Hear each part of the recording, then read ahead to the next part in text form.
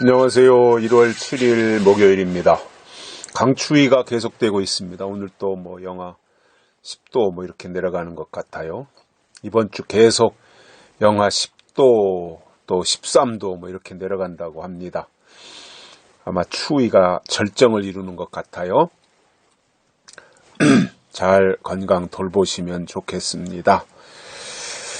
오늘 말씀은 잠언 4장 6절입니다. 지혜를 버리지 말라. 그가 너를 보호하리라. 그를 사랑하라.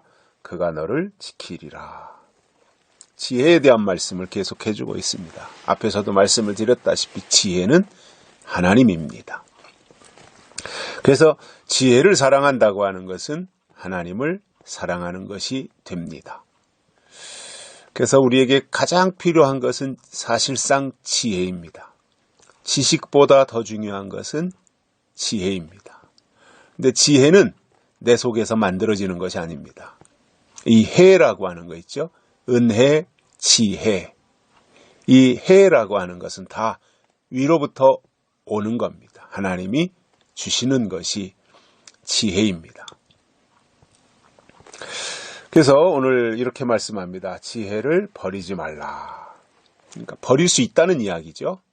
지혜를. 왜냐하면 왜 지혜를 버리지 말아야 되느냐 하면 그가 너를 보호하리라. 지혜가 너를 보호한다 이겁니다. 여기서 보호하는 것은 넓은 의미에서 보면 악한 사탄의 세력으로부터 보호한다는 것이 되고요. 좁은 의미로 계시록적으로 표현한다면 음녀로부터 미혹당하지 아니하도록 보호하시는 것이 됩니다. 그래서 마지막 때 신앙은 하나님의 보호를 받아야 돼요. 어떻게 그것이 가능해요?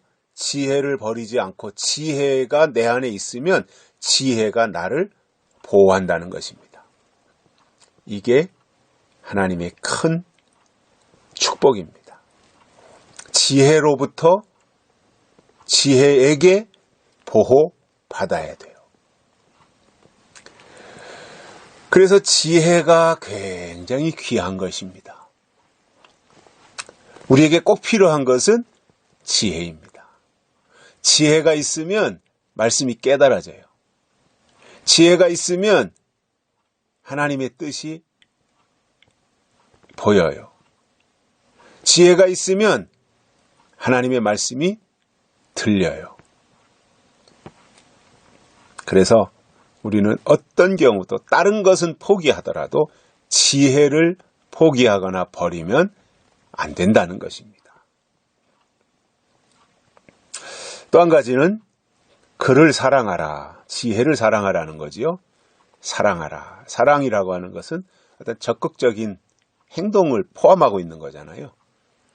사랑은 생각으로 하는 게 아니잖아요. 행동으로 하는 거잖아요.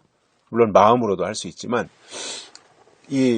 사랑한다라고 하는 것은 나의 어떠한 의지가 뒷받침이 되는 거거든요. 그래서 하나님을 사랑해야 되고 그러면 하나님은 너를 지키리라. 지혜를 사랑하면 지혜가 너를 지키리라. 이렇게 말씀하고 있어요. 그러니까 나를 지켜주는 것도 사실상 지혜예요. 그래서 지혜의 영이 나에게 말씀을 통해서 임하면 그 지혜가 나를 지켜주신다는 겁니다. 악한 영들로부터, 사탄의 세력으로부터, 황충이로부터 지켜주신다는 거예요. 하나님은 너를 지키시는 자라 그랬잖아요.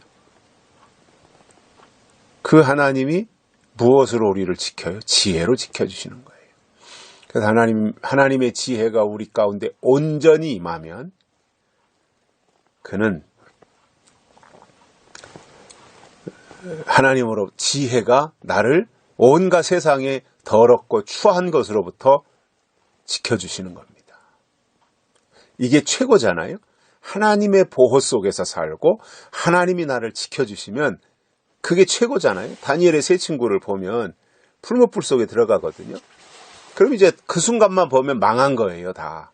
젊은 친구들이 그 꽃다운 인생 펴보지도 못하고 망한 거예요. 바벨론의 포로로 잡혀갔다가. 그러니까 이제 그 바벨론에 있는 많은 사람들은 아이고 이제 젊은 친구들이 아까 안 됐네 혀를 끌끌 차면서 구경하고 있었을 텐데 평소보다 풀무불을 7배나 더 뜨겁게 해서 새 친구들을 풀무불 속에 결박해가지고 집어 던지는데 그들은 던지던 사람들은 불에 오히려 끝을 넣었어요. 탔어요.